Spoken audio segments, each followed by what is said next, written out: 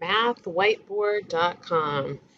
I just learned about this great whiteboard that's available for math, which would be excellent for math or science classes, and I really wanted to share it with you. Hello, my name is Teresa Berna.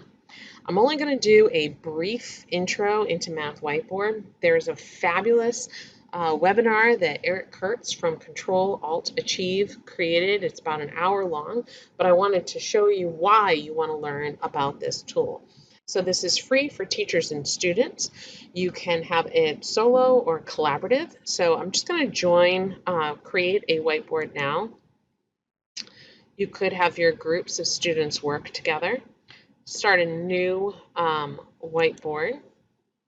Here, the first intro slide is just about the different tools you could do, graphing, saving, PDF import. You can type in your math if you wanted to.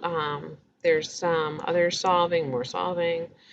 So lots of different options for things that you can do. Just show you a couple things.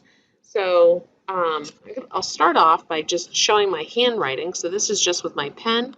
And I'm going to do y equals 2x minus 1, and let's see how it interprets it.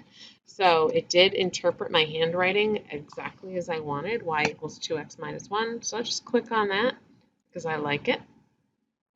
And let's say that I'm teaching a class and we're talking about linear equations and slope and y-intercept, and so I want to show them how to graph it.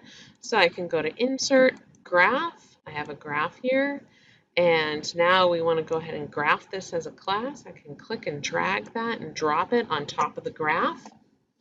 And on the graph, it shows me that that is my line. I can get rid of it if I wanted to. Let's say I have my line, I'll put it back on here. I can open up a table of values. I can change my graph so that I can see quadrant 1 only. So let's say that I'm doing something that I want to see only quadrant 1. So take off the quadrant 1 only. So many different options to do here.